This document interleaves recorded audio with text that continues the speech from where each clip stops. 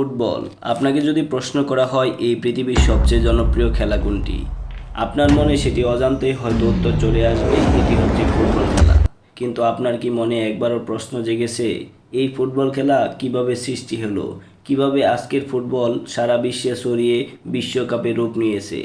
আজকে ভিডিওটিতে আমরা দেখব ফুটবল খেলা কিভাবে সৃষ্টি হয়েছে, কিভাবে আসলো আজকের বিশ্বকাপ।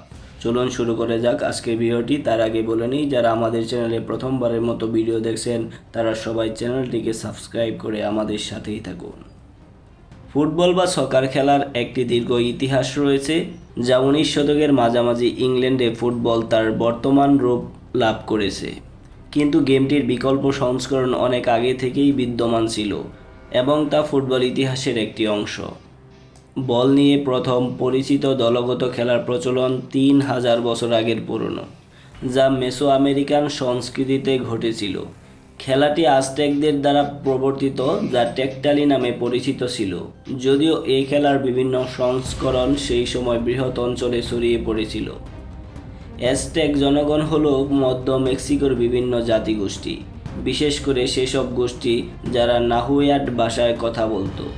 কিছু ধর্মীয় অনুষ্ঠানে এই খেলার বলটি সূর্যের প্রতীক হিসেবে ব্যবহৃত হতো এবং হেরে যাওয়া দলের অধিনায়ককে দেবতার কাছে বলি দেওয়া হতো। রাবার দিয়ে তৈরি বাউন্সিং বল ছিল মেসো আমেরিকান বল গেম সংস্করণগুলোর একটি অনন্য বৈশিষ্ট্য, যা অন্য কোনো প্রাথমিক সংস্কৃতিতে প্রচলিত ছিল না। লাথি মারার সঙ্গে জড়িত প্রথম পরিচিত বল খেলা খ্রিস্টপূর্ব 3য় এবং 2য় শতাব্দীতে চীনে প্রচলিত ছিল, যা কুজু নামে পরিচিত ছিল। কুজু খেলাটি একটি বর্গাকৃতি মাঠে গোলাকার একটি বল, সেলাই করা চামড়ার ভেতরে পশম বা পালক দিয়ে তৈরি। এই বল দিয়ে খেলা হতো কুজু খেলা। এই খেলার একটি পরিবর্তিত রূপ পরে জাপানে ছড়িয়ে পড়ে, যা কেমারি নামে আনুষ্ঠানিকভাবে অনুশীলন করা হতো। সম্ভবত আরও পুরনো কুজু খেলা, যা মার্ন গুক নামে পরিচিত ছিল। 1800-এর দশকে শ্বেতাঙ্গ অভিবাসীদের মতে অস্ট্রেলিয়ান আদিবাসীদের দ্বারা এটি প্রাথমিকভাবে লাথি মারার সঙ্গে জড়িত একটি বলের খেলা ছিল। বলটি পাতা বা শিকড় দ্বারা তৈরি করা হতো। নিয়মগুলো বেশিরভাগই অজানা, তবে গেমের অন্যান্য প্রাথমিক সংস্করণগুলোর মতোই এই খেলায় বলটিকে শূন্যের উপর ধরে রাখাটাই ছিল সম্ভবত এর একটি প্রধান বৈশিষ্ট্য। প্রাচীন গ্রিস থেকে বল খেলার অন্যান্য বৈচিত্র্য জানা যায়। সেই সময় বলগুলো চুলে ভরা চামড়ার টুকরো দিয়ে তৈরি করা হতো। নথি অনুযায়ী প্রথমে বাতাসে ভরা বলের প্রচলন 7ম শতাব্দীর। বল গেমগুলোর অবশ্য নিম্ন স্তরের খেলা ছিল, প্যানহেলেন্টিক গেমসে অন্তর্ভুক্ত ছিল না। প্রাচীন রোমে বল গেম বড় আখণ্ডগুলোতে বিনোদনের অন্তর্ভুক্ত ছিল না, তবে হারপাস্টাম নামে সামরিক অনুশীলনে একটি প্রচলিত ছিল। এটি ছিল রোমান সংস্কৃতি, যা ফুটবলকে ব্রিটিশ দ্বীপে নিয়ে আসে, তবে ব্রিটিশ জনগণ কোনো মাত্রায় এই বৈচিত্র্য দ্বারা প্রভাবিত হয়েছিল এবং কোনো মাত্রায় তারা তাদের নিজস্ব রূপগুলো তৈরি করেছিল তা অনিশ্চিত। সর্বাধিক স্বীকৃতি অনুযায়ী গেমটি 12 শতকে ইংল্যান্ডে বিকশিত হয়েছিল। এই শতাব্দীতে ফুটবল সদৃশ খেলা ইংল্যান্ডের তৃণভূমি ও রাস্তাগুলোতে খেলা হতো। লাথি ছাড়াও খেলায় মুষ্টি দিয়ে বল ঘুষিও জড়িত ছিল। ফুটবলের এই প্রাথমিক রূপটি খেলার আধুনিক পদ্ধতির চেয়ে অনেক বেশি রুক্ষ এবং হিংসাত্মক ছিল। ফুটবল খেলার অগ্রদূতের মাঝে এই খেলার একটি গুরুত্বপূর্ণ বৈশিষ্ট্য ছিল, তা হলো এই গেমগুলোতে প্রচুর লোক জড়িত থাকত এবং শহরের বিশাল এলাকা জুড়ে অনুষ্ঠিত হতো। একই ধরনের খেলা 16 শতক থেকে ফ্লোরেন্সে অনুষ্ঠিত হতো, যেখানে এটিকে ক্যালিসিও বলা হতো। এই গেমগুলোর তাণ্ডবে শহরের ক্ষতি এবং কখনো কখনো অংশগ্রহণকারীদের মৃত্যুর কারণও হতো। এই কারণে গেমটির বিরুদ্ধে বিধিনিষেধ আরোপ করা হয় এবং তা কয়েক শতাব্দী ধরে নিষিদ্ধ ছিল। কিন্তু ফুটবলের মতো গেমগুলো 17 শতকে আরও লন্ডনের রাস্তায় ফিরে আসে। কিন্তু ফুটবলের মতো গেমগুলো 17 শতকে আবারও লন্ডনের রাস্তায় ফিরে আসে। পরবর্তী সময়ে 1835 সালে এটি আবার নিষিদ্ধ করা হয়, কিন্তু এই পর্যায়ে খেলাটি পাবলিক স্কুলগুলোতে প্রতিষ্ঠা লাভ করে। তবে আজকের ফুটবলের বৈশিষ্ট্যগুলো খেলায় অনুশীলনে নেওয়ার জন্য দীর্ঘ সময় লেগেছিল। দীর্ঘদিন ধরে ফুটবল এবং রাগবির মধ্যে কোনো স্পষ্ট পার্থক্য ছিল না। বলের আকার, খেলোয়াড়ের সংখ্যা এবং ম্যাচের দৈর্ঘ্য নিয়েও অনেক বৈচিত্র্য ছিল। খেলাটি প্রায়ই স্কুলে খেলা হতো এবং তা চর্চা করার জন্য দুটি প্রধান স্কুল ছিল, রাগবি এবং ইটন। রাগবিতে যে নিয়মে খেলা হতো তার মধ্যে হাত দিয়ে বল ধরা অন্তর্ভুক্ত ছিল এবং খেলাটিকে আজকে আমরা রাগবি বলে জানি, যার উৎপত্তি এখান থেকেই হয়েছিল। অন্যদিকে ইটনে বলটি একচেটিয়াভাবে পায়ের দ্বারা খেলা হতো এবং খেলাটিকে আধুনিক ফুটবলের ঘনিষ্ঠ পূর্বসূরি হিসেবে ধরা হয়। রাগবিতে খেলাটিকে দৌড়ের খেলা, অপরদিকে ইটনের খেলাটিকে ড্রিবলিং খেলা বলা হতো। 1848 সালে ক্যামব্রিজে একটি সভায় গেমের জন্য সঠিক নিয়ম তৈরি করার চেষ্টা করা হয়, কিন্তু সে সময়ে নিয়মের সব প্রশ্নের চূড়ান্ত সমাধান অর্জন করা সম্ভব হয়নি। ফুটবলের ইতিহাসে কয়েকটি গুরুত্বপূর্ণ ঘটনা ঘটে 1863 সালে লন্ডনে, যখন ইংল্যান্ডে প্রথম ফুটবল অ্যাসোসিয়েশন গঠিত হয়। সিদ্ধান্ত নেওয়া হয়েছিল যে হাত দিয়ে বল বহন করা যাবে না। বৈঠকের ফলে বলের আকার এবং ওজনের একটি প্রমিতকরণ করা হয়। লন্ডন মিটিংয়ের ফলে খেলাটি দুটি কোডে বিভক্ত হয়, অ্যাসোসিয়েশন ফুটবল এবং রাগবি। গেমটি অবশ্য দীর্ঘ সময়ের জন্য বিকাশ অব্যাহত থাকে এবং নিয়মগুলোর বিষয়ে অনেক নমনীয়তা প্রদর্শন করা হয়। পিচে খেলোয়াড়ের সংখ্যা পরিবর্তিত হতে পারত। দলগুলোর খেলোয়াড়দের চেহারা আলাদা করার জন্য কোনো ইউনিফর্মও ব্যবহার করা হতো না। খেলোয়াড়দের ক্যাপ পরা খুবই সাধারণ নিয়ম ছিল। এই পর্যায়ে আরেকটি গুরুত্বপূর্ণ পার্থক্য ইংলিশ এবং স্কটিশ দলের মধ্যে লক্ষ্য করা যায়, যেখানে ইংলিশ দলগুলো আরও রাগবি ফ্যাশনে বল নিয়ে এগিয়ে যেতে পছন্দ করত, অপরদিকে স্কটিশরা তাদের খেলোয়াড়দের মধ্যে বল পাস বেছে নিয়েছিল। এই স্কটিশ পদ্ধতিটি শিগগিরই প্রধান হয়ে উঠল। খেলাটি প্রথমে ব্রিটিশ শ্রমিক শ্রেণীর জন্য একটি বিনোদন ছিল। 19 শতকের শেষের দিকে অভূতপূর্ব পরিমাণে প্রায় 30,000 পর্যন্ত দর্শক বড় ম্যাচগুলো দেখতে আসতো। গেমটি শিগগিরই ব্রিটিশদের দ্বারা বিশ্বের অন্যান্য অংশে ভ্রমণের মাধ্যমে প্রসারিত হয়। বিশেষ করে দক্ষিণ আমেরিকা ও ভারতের ফুটবলের প্রতি আগ্রহ বেড়ে যায়। ফুটবল ক্লাবগুলো 15 শতক থেকে বিদ্যমান, কিন্তু তা ছিল অসংগঠিত এবং অফিসিয়াল মর্যাদা ছাড়াই। তাই প্রথম ফুটবল ক্লাব কোনটি তা নির্ধারণ করা কঠিন। কিছু ইতিহাসবিদ মনে করেন যে 1824 সালে এডিনবার্গে একটি ফুটবল ক্লাব গঠিত হয়। প্রারম্ভিক ক্লাবগুলো প্রায়ই প্রাক্তন স্কুল ছাত্রদের দ্বারা গঠিত হয়েছিল এবং এই ধরনের প্রথমটি 1855 সালে শেফিল্ডে একটি ফুটবল টুর্নামেন্টের নাম 1855 সালে শেফিল্ডে গঠিত হয়েছিল। পেশাদার ফুটবল ক্লাবগুলোর মধ্যে প্রাচীনতম হলো ইংলিশ ক্লাব নর্থ কাউন্টি, যা 1862 সালে গঠিত হয়েছিল এবং আজও বিদ্যমান। দলগুলোর উত্থানের জন্য শিল্পায়ন একটি গুরুত্বপূর্ণ ভূমিকা পালন করে, যার ফলে কারখানা, পাব এবং গির্জার মতো জায়গায় বৃহৎ পরিসরে লোকদের মিলিত হওয়ার সুযোগ সৃষ্টি হয়। ফুটবল দলগুলো বড় বড় শহরে প্রতিষ্ঠিত হতো এবং নতুন নির্মিত রেলপথগুলোর তাদের অন্যান্য শহরে সহজে নিয়ে যেত। শুরুতে ফুটবলে পাবলিক স্কুলের দলগুলোর আধিপত্য ছিল, কিন্তু পরে কারখানার কর্মীদের দ্বারা গঠিত দলগুলো সংখ্যাগরিষ্ঠতা পায়। আরেকটি পরিবর্তন ধারাবাহিকভাবে ঘটেছিল যখন কিছু ক্লাব তাদের দলে যোগ দেওয়ার জন্য সেরা খেলোয়াড়দের অর্থ প্রদান করতে ইচ্ছুক হয়।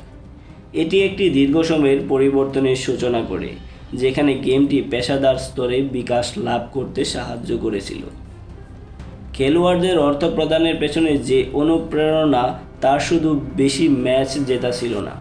1880 এর দশকে খেলাটির প্রতি আগ্রহ এমন পর্যায়ে চলে যায় যা ম্যাচের টিকিট বিক্রি করা শুরু হয় এবং 1885 সালে পেশাদার ফুটবল বৈধতা পায় এবং ঠিক 3 বছর পর ফুটবল লিগ শুরু হয়। প্রথম মৌসুমে 12টি ক্লাব লিগে যোগ দিয়েছিল। পরে আরও ক্লাব আগ্রহী হয়ে ওঠে এবং এর ফলে প্রতিযোগিতা আরও বিভাগীয় পর্যায়ে ছড়িয়ে পড়ে। দীর্ঘ সময় ধরে ব্রিটিশ দলগুলোর ফুটবল খেলার আধিপত্য বিস্তার করে।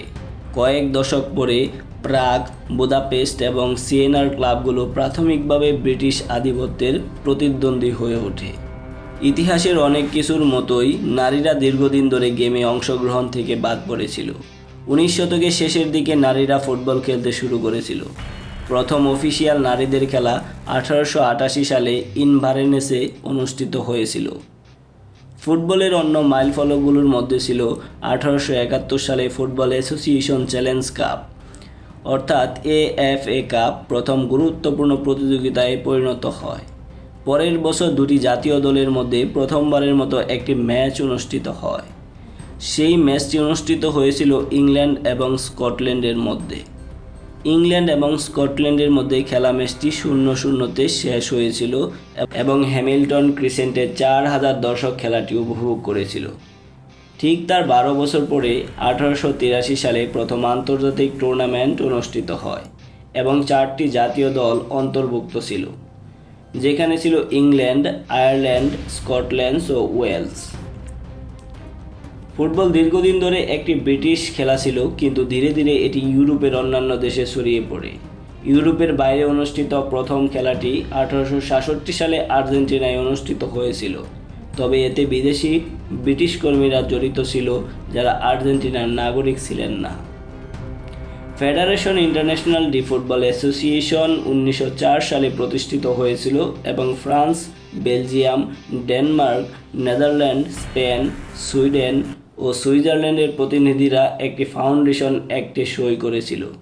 ইংল্যান্ড এবং অন্যান্য ব্রিটিশ দেশ শুরু থেকেই ফিফাতে যোগ দেয়নি, কারণ মনে করা হতো গেমটি উদ্ভাবন আমাদের হাতে, তাই কোনো সংস্কার অধীনস্থ হওয়ার কোনো অভিপ্রায় দেখি না। তবুও পরের বছর সেখানে যোগ দিয়েছিল এই দেশগুলো, কিন্তু 1950 সাল পর্যন্ত কোনো বিশ্বকাপে অংশ নেয়নি তারা। এর মাঝে অনেক দেশে ঘরোয়া লীগ চালু হয়েছিল। প্রথমটি ছিল, যেমনটি ইতিমধ্যে উল্লেখিত হয়েছে, 1888 সালে প্রতিষ্ঠিত ইংলিশ ফুটবল লীগ। লিগগুলোর সময়ের সঙ্গে সঙ্গে আরও বিভাজন দ্বারা প্রসারিত হয়, যা দলের পারফরম্যান্সের উপর ভিত্তি করেছিল। 1908 সালে ফুটবল প্রথমবারের মতো অলিম্পিক গেমসে অফিসিয়াল খেলা হিসেবে অন্তর্ভুক্ত করা হয়। 1930 সালে প্রথম ফিফা বিশ্বকাপ খেলার আগ পর্যন্ত অলিম্পিক গেমস ফুটবল টুর্নামেন্ট একটি জাতীয় পর্যায়ে সবচেয়ে মর্যাদাপূর্ণ হিসেবে স্থান পায়। 1996 সাল পর্যন্ত এখানে নারীদের ফুটবল যোগ করা হয়নি। ফুটবলে অন্যান্য অনেক খেলার মতোই সাদা পুরুষ খেলোয়াড়দের প্রাধান্য ছিল দীর্ঘদিন ধরে, তবে ফুটবলে কৃষ্ণাঙ্গ খেলোয়াড়রা অন্যান্য খেলার চেয়ে, যেমন টেনিস, তুলনামূলকভাবে প্রথম দিকে থেকেই উপস্থিত হতে শুরু করে এবং ফুটবল ঐতিহ্যগতভাবে কালো এবং সাদা খেলোয়াড়দের মিশ্রণের একটি খেলা হিসেবে পরিচিত পায়। ব্রিটেনে অ্যান্ড্রু ওয়াটসন প্রথম কৃষ্ণাঙ্গ খেলোয়াড় হিসেবে পরিচিত। তিনি 1980 এর দশকে স্কটিশ ক্লাব কুইন্স পার্কে খেলেছিলেন। 19 শতকের শেষের দিকে ফুটবল খেলা আয়োজনের উদ্দেশ্যে ইংল্যান্ডে গুডিসন পার্ক তৈরি করা হয়। 1894 সালে নর্থস কাউন্টি এবং বোল্টন ওয়ান্ডারার্সের মধ্যে এফএ কাপের ফাইনালে 37,000 দর্শক উপস্থিত ছিল। ফুটবল স্টেডিয়ামগুলোর উন্নয়নে একটি মাইল ফলক হলো মারাকানা স্টেডিয়াম নির্মাণ। 1950 সালে রিও ডি জেনেরিও আকর্ষণীয় স্টেডিয়ামটি প্রায় 2 লাখ লোকের জন্য প্রস্তুত করা হয়েছিল। অন্য কোনো খেলা হোস্ট করার জন্য নির্মিত এই ক্ষমতার স্টেডিয়াম এর আগে কখনো দেখা যায়নি। স্টেডিয়ামগুলোতে ভক্তকুলের দুটি ভিন্ন সংস্কৃতির ঐতিহ্য রয়েছে, ব্রিটিশ ও দক্ষিণ আমেরিকা। ব্রিটিশ অনুরাগীরা গান গাওয়ার ঐতিহ্য গ্রহণ করেছিল, যা তারা পাব এবং অন্যান্য এলাকার কাজ করাকালীন গান গাওয়া থেকে অনুপ্রাণিত হয়েছিল। অন্যদিকে দক্ষিণ আমেরিকানরা কার্নিভাল শৈলী গ্রহণ করে, যার মধ্যে আতশবাজি, পটকাবাজি উল্লেখযোগ্য। অন্যান্য দেশের ভক্তরা পরে এই দুই ঐতিহ্যের মিশ্রণ গ্রহণ করেছিল।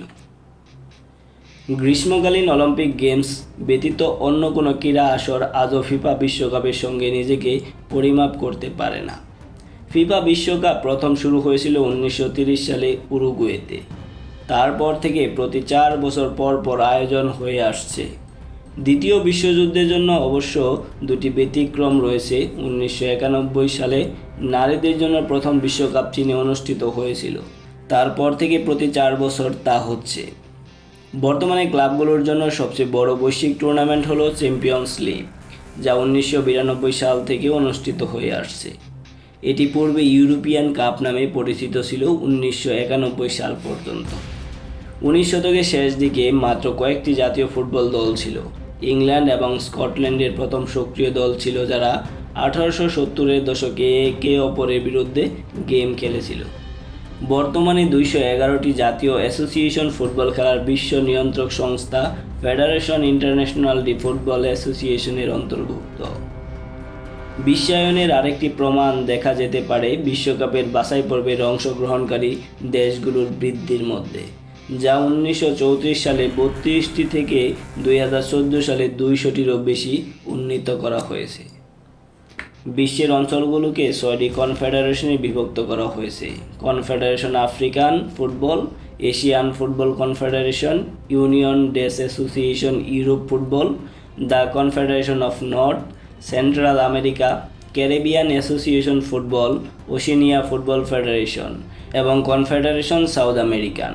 ফুটবল অবশ্যই একটি বৈশ্বিক খেলা এবং কোনো তুলনা ছাড়াই বিশ্বের সবচেয়ে বড় খেলা। বিশ্বের বেশিরভাগ অংশে ফুটবল হলো বিশ্বের বৃহত্তম খেলা, সবুজ পিচের দাবা নামে পরিচিত। তবে মার্কিন যুক্তরাষ্ট্র এবং কানাডায় ফুটবল সকার নামে পরিচিত। 2026 পর্যন্ত এখন ফুটবল বিশ্বকাপ অনুষ্ঠিত হয়েছে মোট 23 বার, এটি 23তম আসর চলছে। তো আজকে ভিডিওটি আপনাদের কেমন লাগলো অবশ্যই কমেন্টে জানিয়ে যান, যদি কোনো ইনফরমেটিভ তথ্য পেয়ে থাকেন ফুটবল সম্পর্কে।